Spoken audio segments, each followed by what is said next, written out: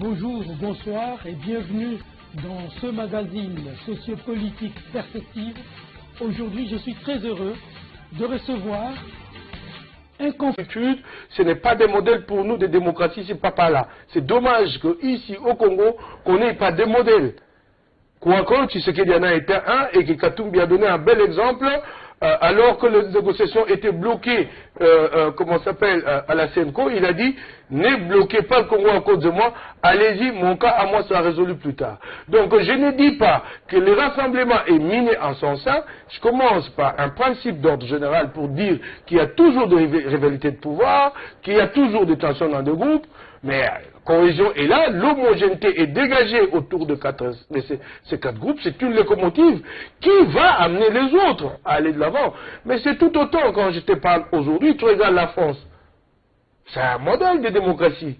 Nous sommes à la veille des élections, mais il y a des rivalités de pouvoir, ça s'agite, Fillon qui ne met pas son camp, d'accord, Fillon qui est empêtré dans les affaires, mais qui s'entête, alors que certains auraient bien aimé qu'il abdique, qu'il laisse la place à un autre, on a même proposé Alain Juppé. Hamon, de son côté, il n'arrive pas à rassembler la gauche, mais il se bat. Pas de rapprochement jusque-là établi, conclu avec Mélenchon. C'est cela la politique. Mais là, le rassemblement a une chance, c'est qu'il y a un moteur, un vrai moteur, qui lui repose sur ces quatre organisations que j'ai évoquées ici, et qui conduira la direction, qui conduira le rassemblement jusqu'à l'aboutissement du combat, le combat actuel, qui est celui d'obtenir des élections dans le plus bref délai. Alors, vous avez cité le cas Olenga Nkoy, vous dites, s'il dit être celui qui a le plus combattu le plus longtemps, et vous posez à ça celui qui a le plus infiltré l'opposition, et que on constate qu'il n'est pas seul à jouer cette partition.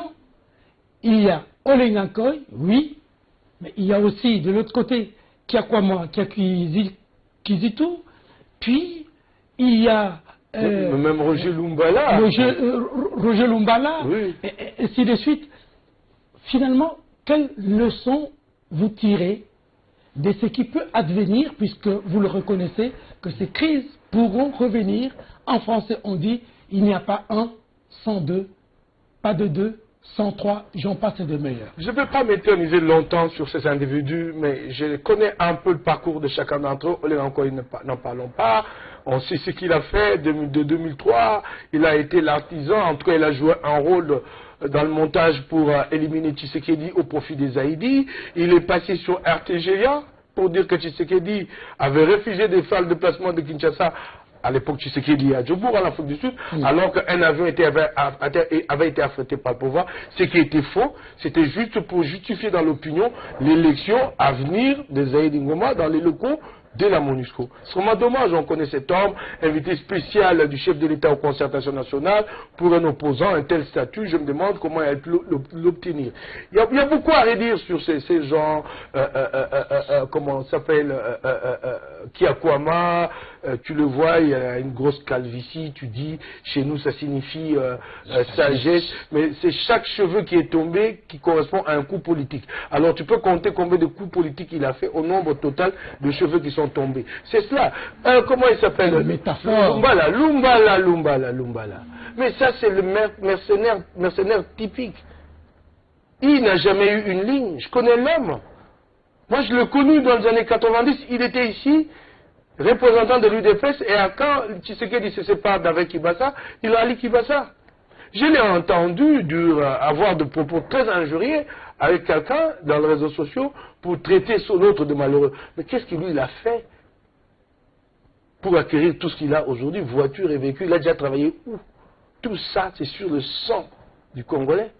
Sinon, sur le dos du contribuable congolais. C'est le grand mercenaire qui a failli, attends je termine, qui a failli faire tuer John Tchibango. Il faut bien qu'un jour, j'ai le temps de relater cette histoire, où lui prend contact avec des militaires à Mbujimayi, et il promet que je vais payer pour commencer la rébellion. Un bon aventurier, il part, il dit rien, il est de connivence avec Tchibango, Tchibango qui est sûr que les militaires ont été payés en Mbujimayi, que j'arrive là-bas et on commence le coup. Il fait le déplacement, il arrive. Ceux-là qui sont en Mbujimayi disent, disent Roger n'est plus jamais repassé ici, l'argent qui lui a été demandé, il n'a pas payé. Il a exposé Tshibangou à ces risques, il y a des détails. Et je ne peux pas aller dans tous ces détails, ça va me prendre tout ce temps. En fait, c'est ces conglomérats de ces types qui décident un matin de dire nous créons un rassemblement. Mais écoutez, messieurs, soyez sérieux. Moi, je veux bien. Je veux bien que les gens soient en désaccord. Mais ce groupe a été créé sur la base d'un rapport de force. À partir de Genval.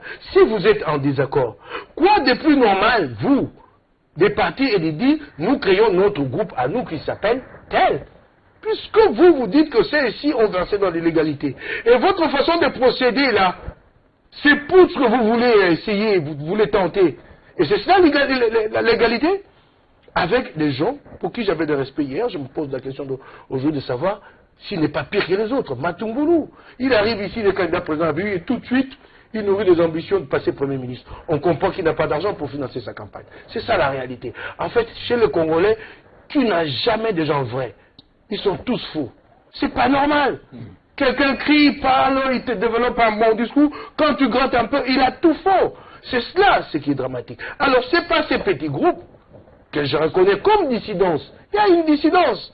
Comme il y en a partout au monde quand les gens décident de quitter un groupe et des partis, mais qui s'assument en tant que dissidence.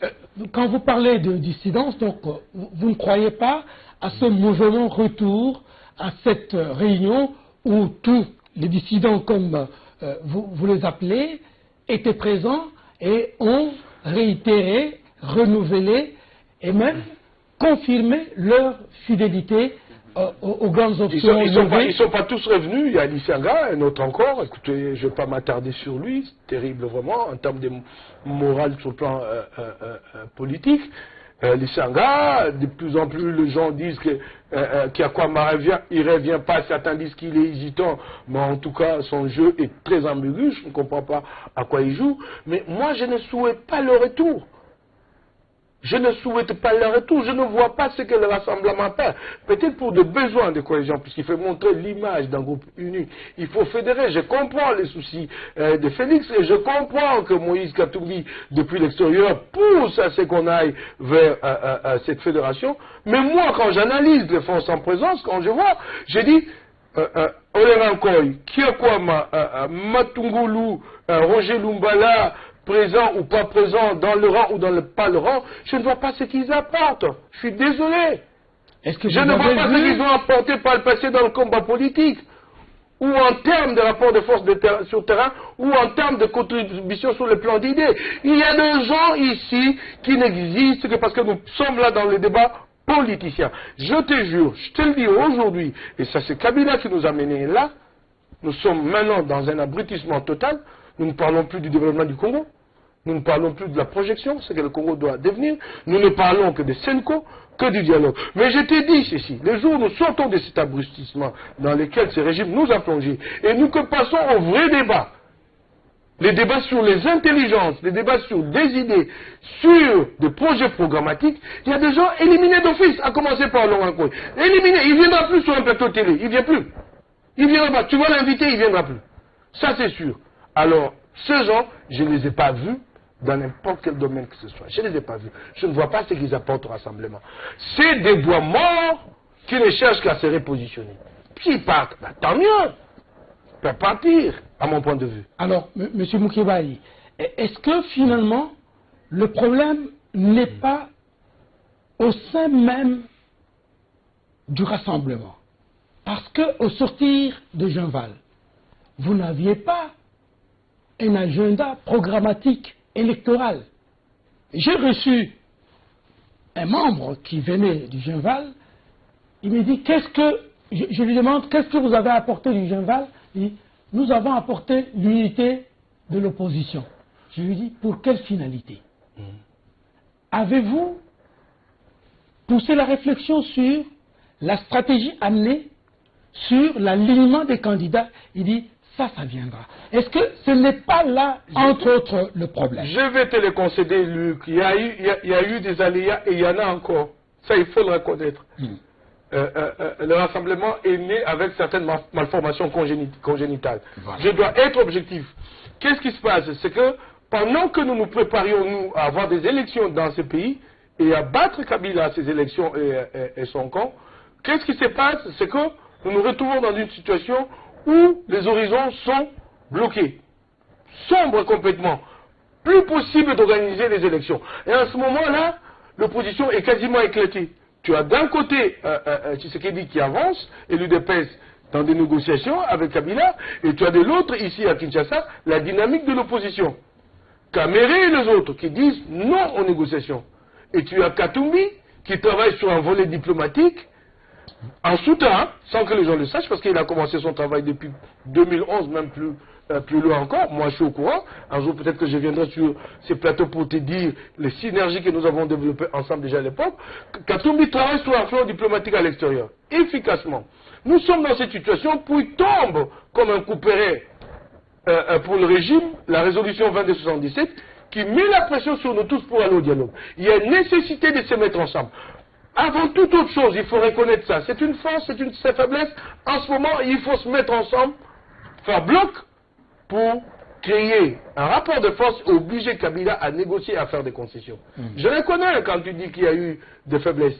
Il nous fallait à tout prix en ce moment. En ce moment-là, on n'a pas beaucoup de temps. En ce moment-là, on a en perspective l'échéance fatidique du 19 décembre. Je reconnais ces faiblesses. Alors, elles étaient presque inévitables. Il fallait réunir le maximum. Et d'ailleurs, plutôt, reconnaissez-nous aussi un mérite. C'est d'avoir réuni le maximum de gens dans un délai record à Bruxelles et d'en être sorti avec quelque chose. Avec quelque chose qui a cristallisé tout l'espoir de tout un peuple, tout l'espoir de tous ceux qui se battent pour l'alternance. Nous l'avons obtenu et c'est pour ça que nous nous battons. Les restes des questions, et c'est là même qu'il ne faut pas tomber dans le piège, le rassemblement n'est pas une plateforme électorale. Nous ne sommes pas là pour nous mettre d'accord autour d'un candidat. Nous sommes là pour obtenir des objectifs politiques bien déterminés. C'est une organisation momentanée. Le départ de Kabila et l'organisation des élections dans un délai raisonnable. C'est pourquoi le rassemblement est mis en place. Le reste des questions, j'ai entendu les effleurer. Elles seront discutées un autre jour. Est-ce que le rassemblement pourra se muer en une plateforme électorale?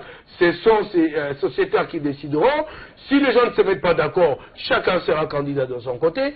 Ceux qui voudront avoir un candidat commun, ils auront ces candidats communs, ils vont avancer ensemble. Justement là-dessus, Mike Moukébaye, ne voyez-vous pas que vous êtes en train de préparer le lit à votre adversaire, que vous considérez momentanément encore comme adversaire, puisque votre lendemain n'est pas collectif, n'est pas politiquement communautaire, vous allez vous disperser et laisser à votre adversaire la voie pour percer. Non, non et non. Et comment vous allez faire si vous n'êtes plus unis?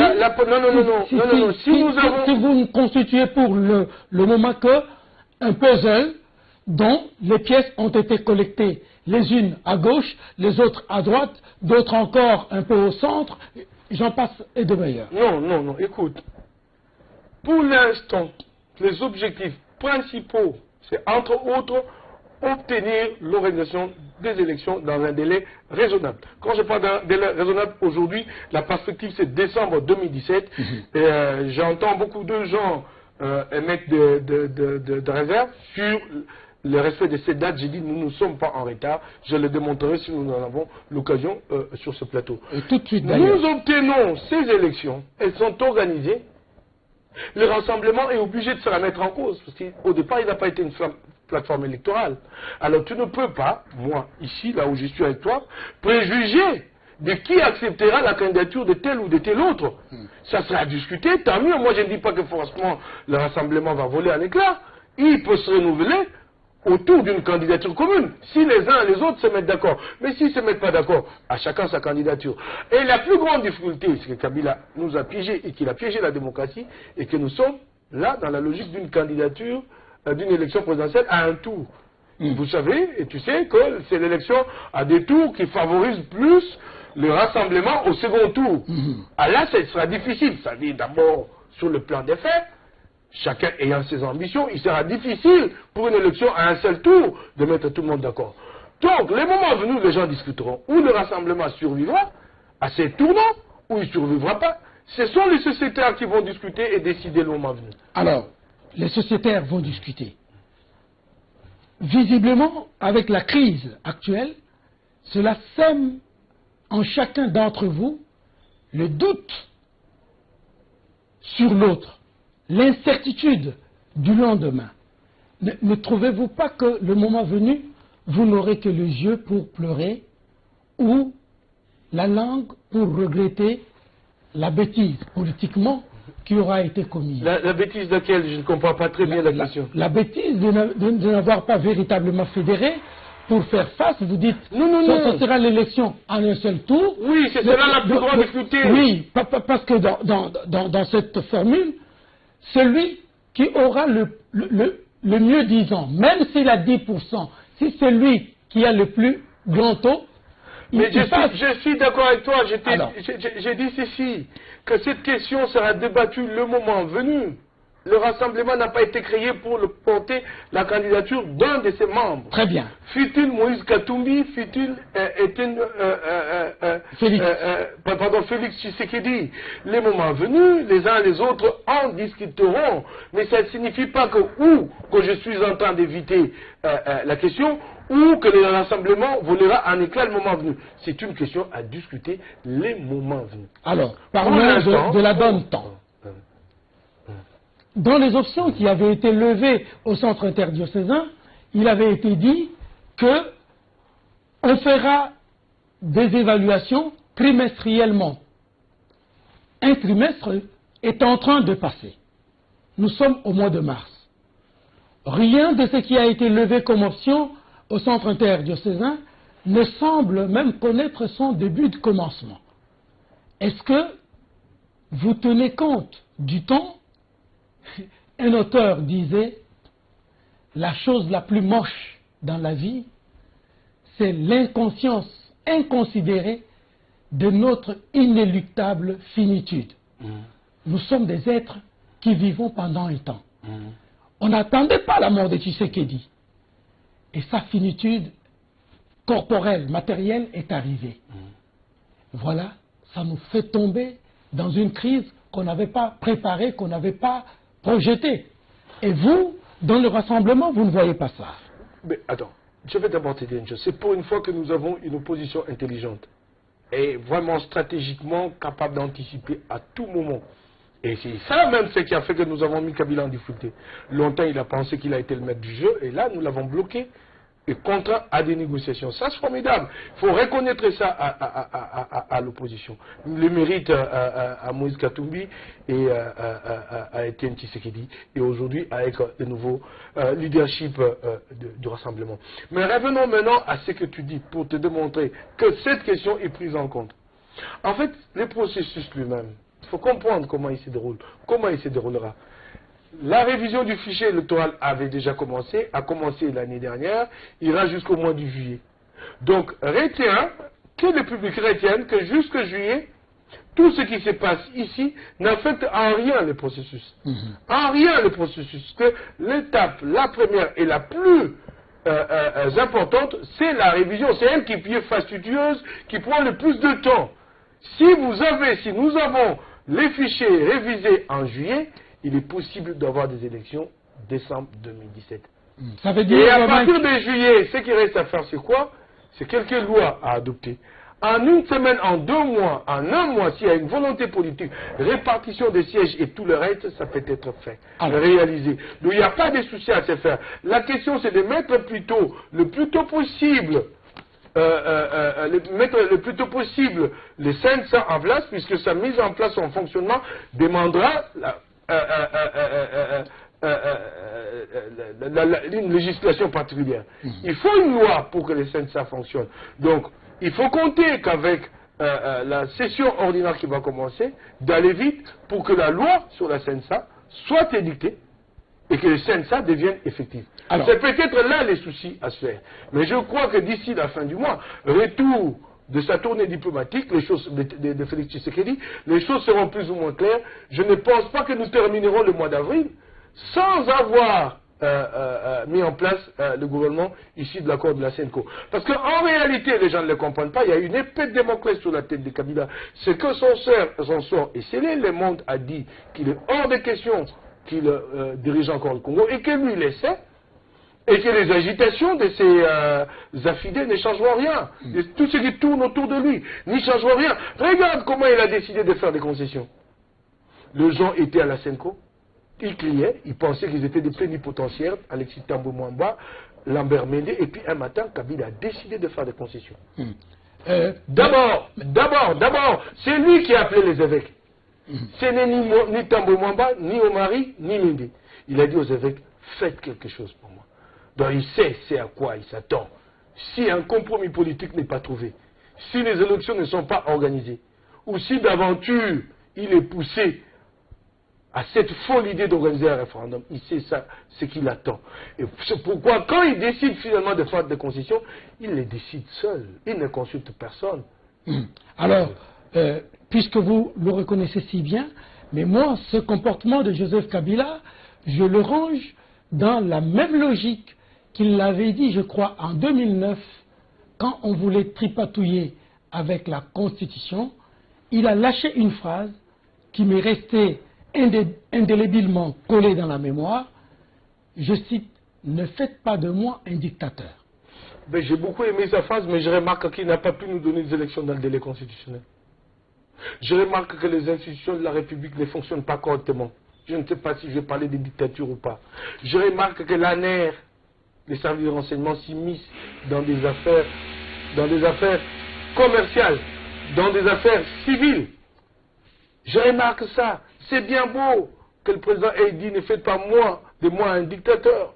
Quand je t'ai dit des services de renseignement qui s'immiscent des affaires commerciales, des affaires civiles, je peux t'en citer. Et récemment, il y a un agent de l'OGFM, puisqu'il a été donneur d'alerte, pour dénoncer la mégestion de son DG, tu sais, il a fini où? À l'ANER, détention depuis une semaine.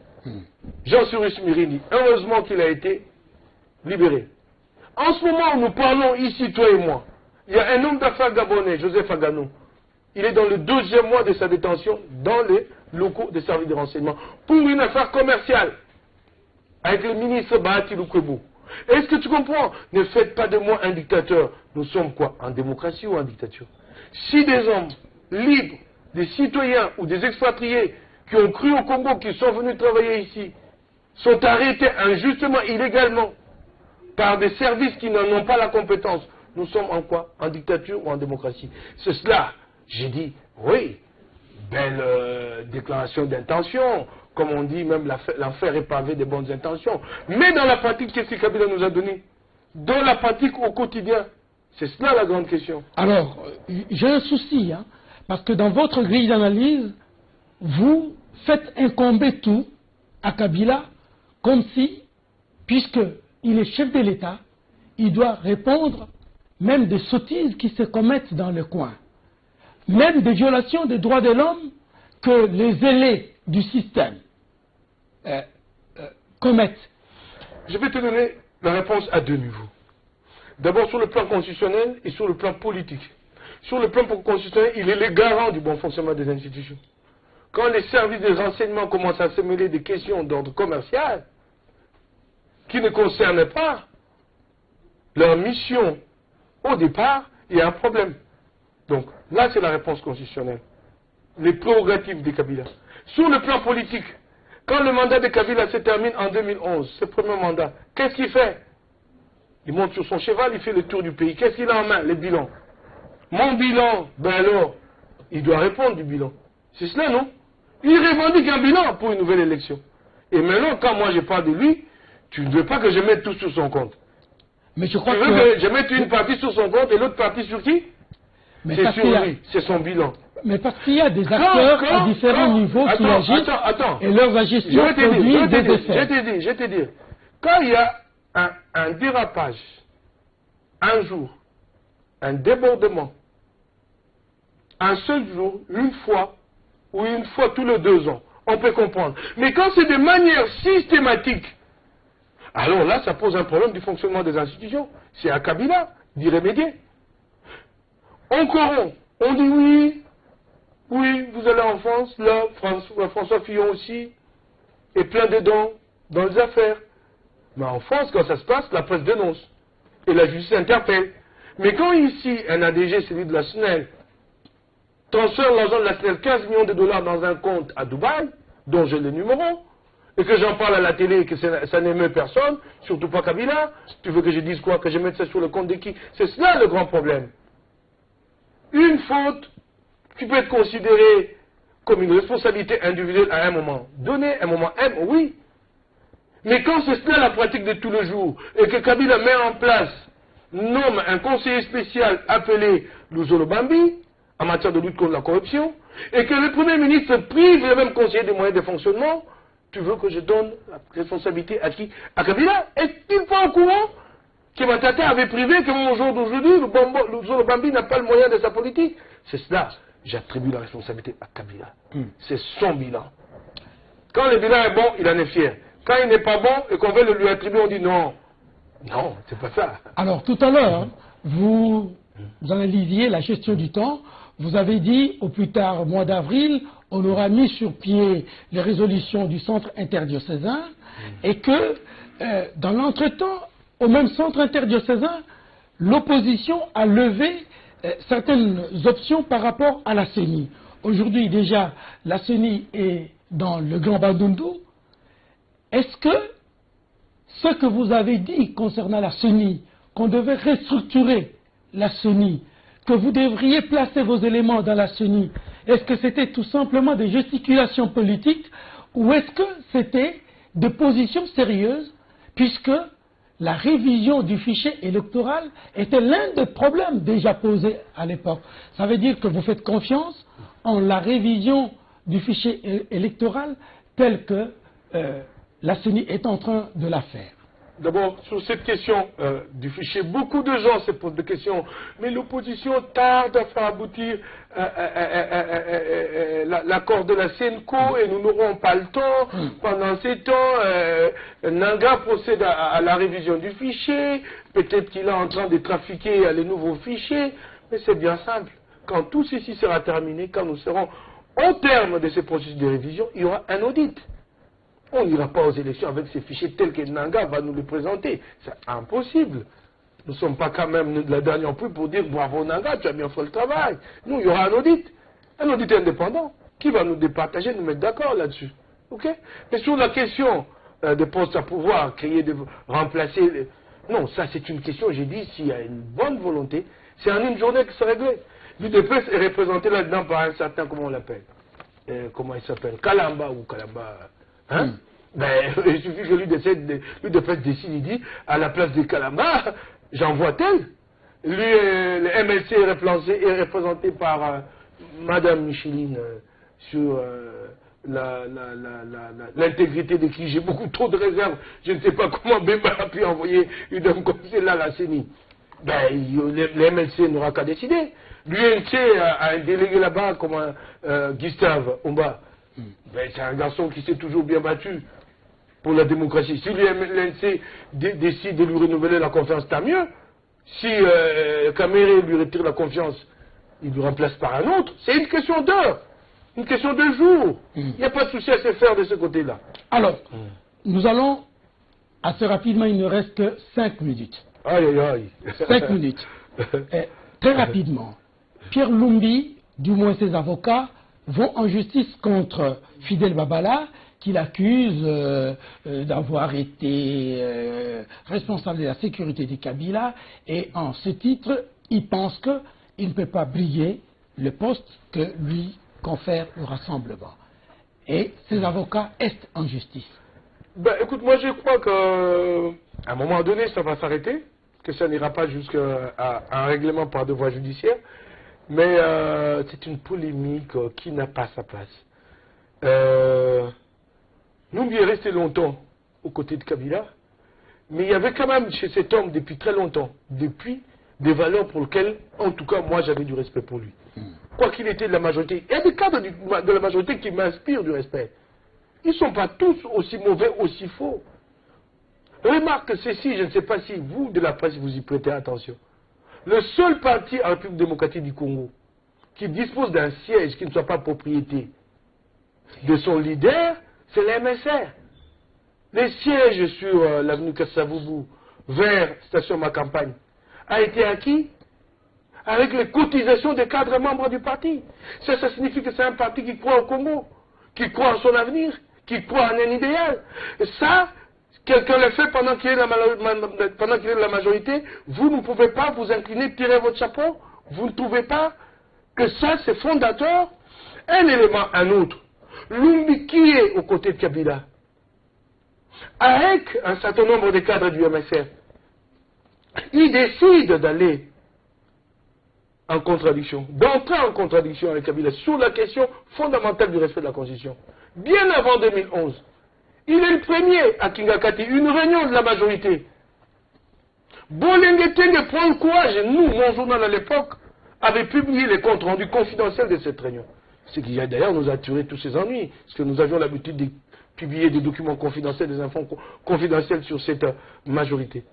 Nous avons publié ces comptes rendus, dans lesquels, à l'époque déjà, 2013, Bolenge Tenge dit à Kabila en face, en le regardant yeux dans les yeux, que nous avons consulté notre base et que notre base n'appuiera pas ces projets. C'est pas courageux ça?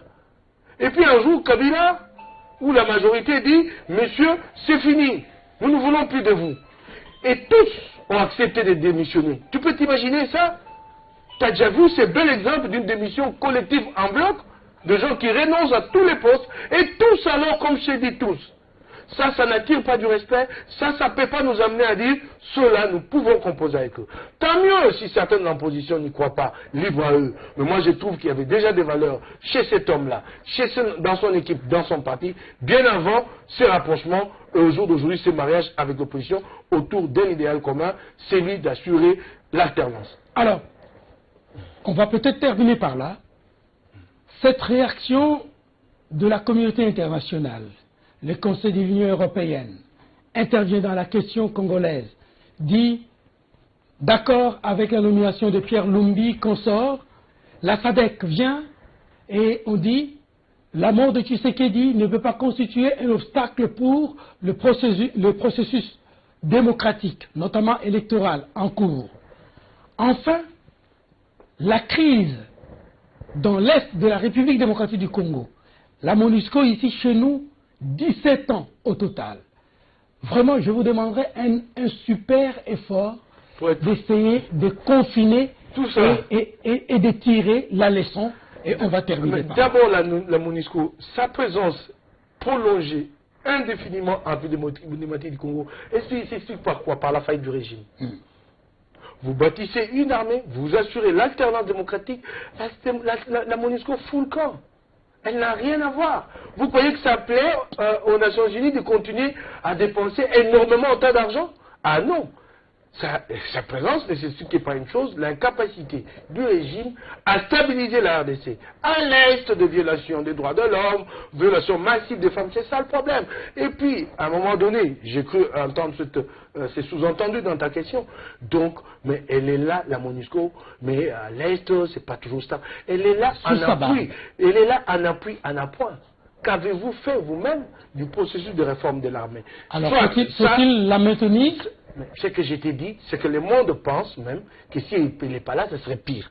Alors, si elle n'est pas là, ça serait pire. D'accord. Alors, donc, le Conseil européen. Oui. J'entends de gens parler de souveraineté, c'est surtout Méndé, c'est son credo, souveraineté, il aime bien cette rhétorique. Mais je vais te donner un exemple en matière de souveraineté. 11 ans de gouvernance à Kinshasa, entre les mains de Kumbuta, gouverneur de province. Des individus, des autorités de la ville, à tous les niveaux, exécutifs, assemblée provinciale, ont acquis des fortunes, ont construit des maisons, et tu les sais. Luc, tu les sais. Ils ont construit. Il y a même une villa acquise à 2,3 millions de dollars sur l'avenue, sur le boulevard Tchachi. Mais l'assemblée provinciale de Kinshasa n'a pas de bâtiment, n'a pas de siège. Et qui est en train de construire un siège au jour d'aujourd'hui pour l'assemblée provinciale de Kinshasa? L'Union européenne. Ridicule, hein? Mais en soi, en fait, ces communiqués montrent très bien ce que j'ai toujours dit, que ce régime est isolé. Il s'agit d'un rapport de force et le monde fonctionne de cette façon. Vous ne pouvez pas fonctionner en vase clos, impossible. Même Trump, Donald, quand il prend le pouvoir, certaines de ces décisions ont été rééquilibrées par la suite des réactions des Européens. Et si le régime n'a pas pu jouer diplomatiquement, aujourd'hui c'est tard, c'est fini, les dés sont jetés. Mais il y avait une dernière question que je vais poser, je ne sais pas. Bon, je crois qu'il y en avait une dernière, je ne sais plus laquelle. Je vous demandais de vous prononcer par rapport aux deux, mais maintenant, la dernière question, la voici. Vous avez déploré et critiqué ici la transhumance, l'inconsistance et l'inconstance des hommes politiques. Je vous retourne au moment où vous étiez mon confrère, mon véritable confrère, journaliste. Un moment, on vous a vu très proche de Vital Kamerhe, et moi aussi j'en étais un. Ok, d'accord. Ensuite, vous avez donné dos à Vital Kamerhe. Et aujourd'hui, votre option politique ne va pas exactement dans la même ligne que Vital Kamerhe, je ne cite pas les autres. Cela était dû du fait que, en tant que journaliste, vous étiez inconstant, ou est-ce que vous ne partagiez pas la vision du monde de choses sur l'axe politique tel que le percevait par exemple Kamerhe? Non, c'est une question fondamentale, en tout cas concerne ma propre personne. Et on va terminer par là. J'ai des valeurs pour lesquelles je me bats. Tu poseras la question à ceux-là à qui, à un moment ou un autre de mon parcours, j'ai apporté mon soutien, je l'ai fait sur base des valeurs et des principes. Je n'ai rien monnaie, ils pourront te le dire. J'ai soutenu Vital Kamerhe à bras le corps, par principe. Et un jour, il s'est trouvé que je ne suis pas pu retrouver en lui. J'ai décidé de prendre ma responsabilité. Qu'a-t-il fait? Quand il a décidé, principalement, quand il a décidé d'aller au Kanchachi, d'aller à l'hôtel Béatrice, d'essayer de contourner l'opposition, alors que nous avions un combat à commun, rester unis pour contrer Kabila. Il a tenté de fragiliser l'opposition. Il a tenté de travailler pour l'intérêt personnel. Il a fait le calcul de devenir Premier ministre pour lui et pour son parti. Et aller acquérir des moyens au détriment de l'État pour se lancer dans la course pour la présidentielle. Je n'ai pas accepté ça, j'ai dit non. Je veux même te dire que peut-être tu ne les cites pas assez, tu ne les dis pas. J'ai soutenu Mouzito comme d'autres. À l'époque, Mouzito était dans l'opposition. Palou, quand je les soutenais, les gens disaient, toi tu crois que cet homme accédera un jour au pouvoir, que les Palou a accédé au pouvoir, c'est d'autres qui ont travaillé avec les Palou, pas moi. J'ai refusé d'accompagner les Palou au pouvoir, puisque je ne partageais pas la vue politique, les positions du régime de Kabila. Et à l'époque, j'avais pris mes distances, et avec Mouzito, et avec les Palou. Je te citerai autant d'exemples un jour, pour que tu comprennes à fond, que tu comprennes... Nous allons y revenir très prochainement. Qui a un fond, regarde l'objectif. Regarde l'objectif de ta caméra, Mike. Merci pour toutes ces réponses. Mais dis à l'opinion qui te suit, qui t'a suivi, ce que tu as sur le cœur. Et comment tu vois le Congo le lendemain. Perspective.